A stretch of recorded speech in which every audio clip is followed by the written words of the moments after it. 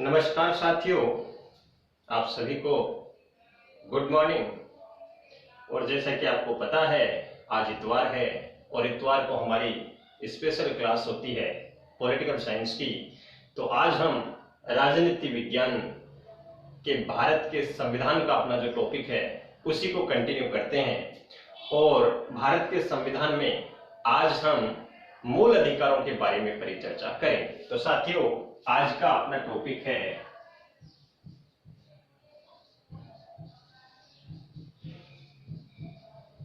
मूल अधिकार।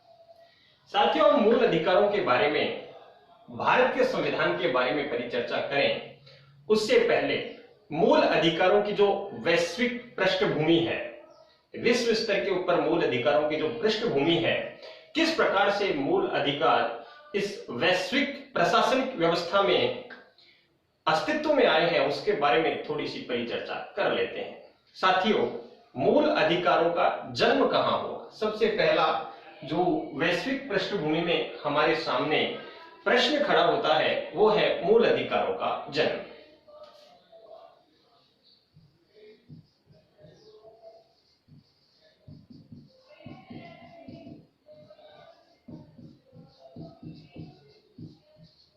तो साथियों, मूल अधिकारों का जन्म 1215 ईस्वी में हुआ। कहां हुआ? ब्रिटेन में हुआ। मूल अधिकारों का जन्म 1215 ईस्वी में ब्रिटेन में हुआ। साथियों, 1215 ईस्वी में ब्रिटेन में अधिकार पत्र जो था ब्रिटेन का, मूल अधिकारों का अधिकार पत्र। साथियों, इस 1215 के अधिकार पत्र को मूल अधिकारों का या मौलिक अधिकारों का मैग्ना कार्टा भी कहा जाता है।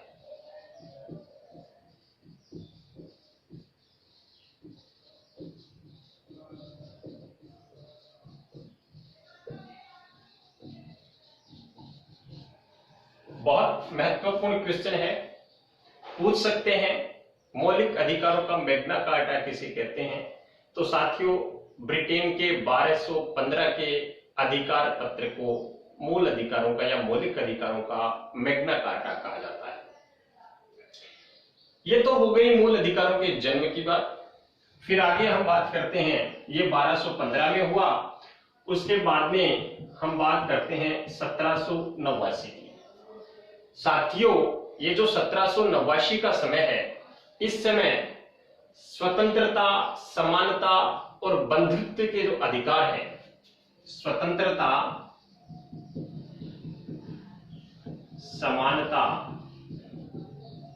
और बंधुत्व, इन अधिकारों की मांग को लेकर के और फ्रांस जो है उसमें क्रांति हुई। 1789 में स्वतंत्रता, समानता और बंधुत्व के अधिकारों की मांग को लेकर के और क्रांति हुई।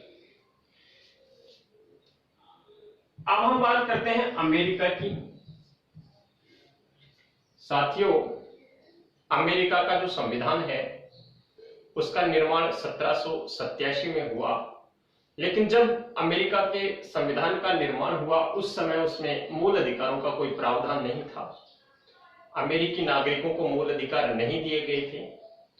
लेकिन 1791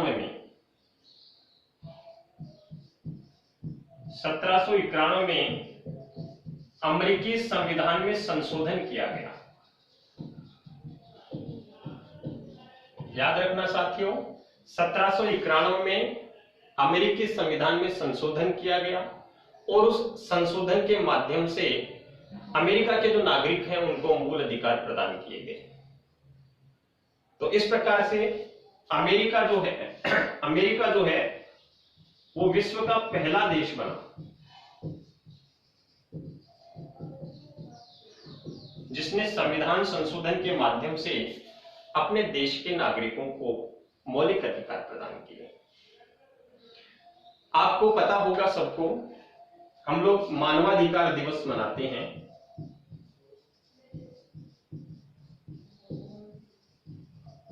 और आपको पता होगा हम ये मानवाधिकार दिवस प्रतिवर्ष 10 दिसंबर को मनाते हैं। मानवाधिकार दिवस कब मनाते हैं? प्रतिवर्ष 10 दिसंबर। क्यों मनाते हैं साथियों? संयुक्त राष्ट्र संघ ने ये जो मूल अधिकार हैं, इन मूल अधिकारों को 10 दिसंबर 1948 को मान्यता प्रदान की थी। याद रखना, मूल अधिकारों या मानवाधिकार की जो मान्यता है, जो विचार हैं, उनको संयुक्त राष्ट्र संघ ने 10 दिसंबर 1948 को मान्यता दी। इस कारण से प्रतिवर्ष 10 दिसंबर को मानवाधिकार दिवस मनाया जाता है। ये वैश्विक पृष्ठभूमि है मूल अधिकारों की, जिसके बारे में हमने परिचर्चा की है। अब हम बात करते हैं भारत की। साथियों, भारत में सबसे पहले मूल अधिकारों को किसने मांगा या मूल अधिकारों की मांग किसने की? साथियों, भारत की बात अगर हम करें तो ये बात है 1895 में बाल गंगाधर तिलक जो हैं, उन्होंने स्वराज विधेयक प्रस्तुत किया था।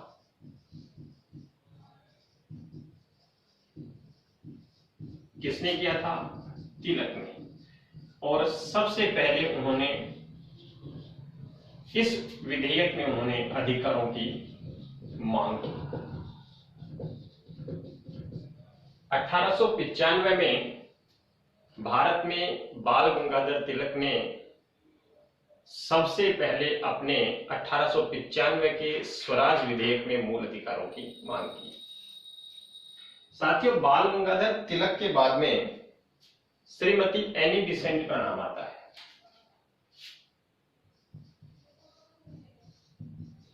ये जो श्रीमती एनी बेसेंट हैं, इन्होंने 1925 में, श्रीमती एनी बेसेंट ने 1925 में अपने कॉमनवेल्थ इंडिया बिल,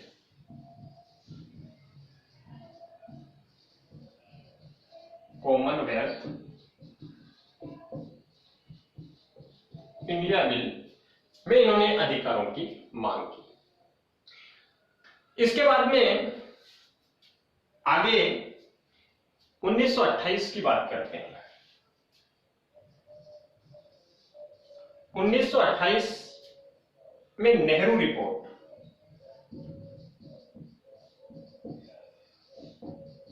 ये जो नेहरू रिपोर्ट है साथियों, इस नेहरू रिपोर्ट को भारतीयों के द्वारा संविधान निर्माण का पहला प्रयास माना जाता है। तो 1928 की इस नेहरू रिपोर्ट में भी मूल अधिकारों को शामिल किया गया।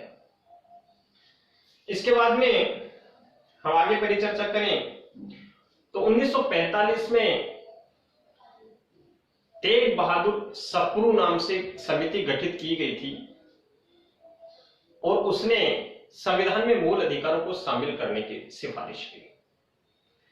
साथियों, इस प्रकार से संविधान में जब सबसे पहले हमारा संविधान बना तो प्रारंभ में संविधान के हमारे 7 मूल अधिकारों की व्यवस्था थी। कितने मूल अधिकार थे? 7 मूल अधिकार। लेकिन अनुच्छेद 31 में संपत्ति के अधिकार को शामिल किया गया था। उस अनुच्छेद 31 में वर्णित संपत्ति के मूल अधिकार में 44वां संशोधन किया गया 1978 में, और उस संशोधन के माध्यम से संपत्ति के अधिकार को अधिकारों की श्रेणी से बाहर करके और संविधान के भाग 12 के अनुच्छेद 300 के तहत कानूनी अधिकार के रूप में इसे शामिल किया गया।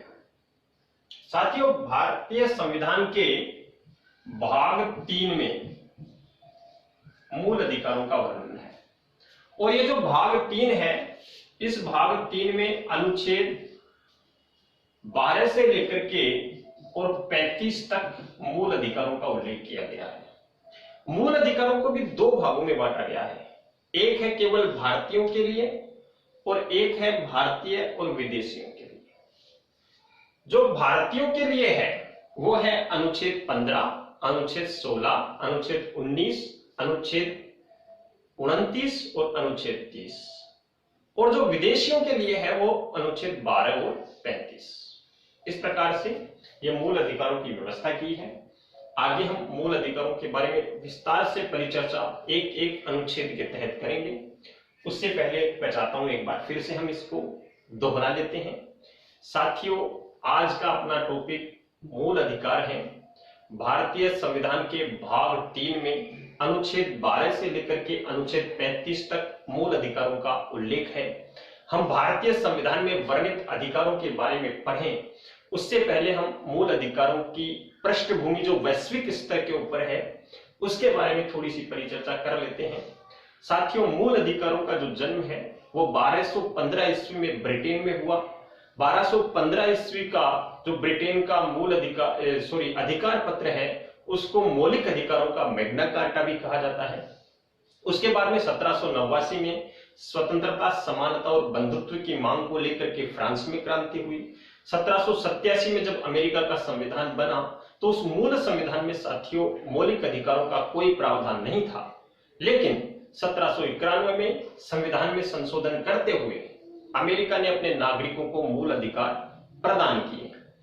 इसी कारण से अमेरिका को विश्व का पहला देश माना जाता है जिसने अपने नागरिकों को संविधान संशोधन के माध्यम से मूल अधिकार प्रदान किए।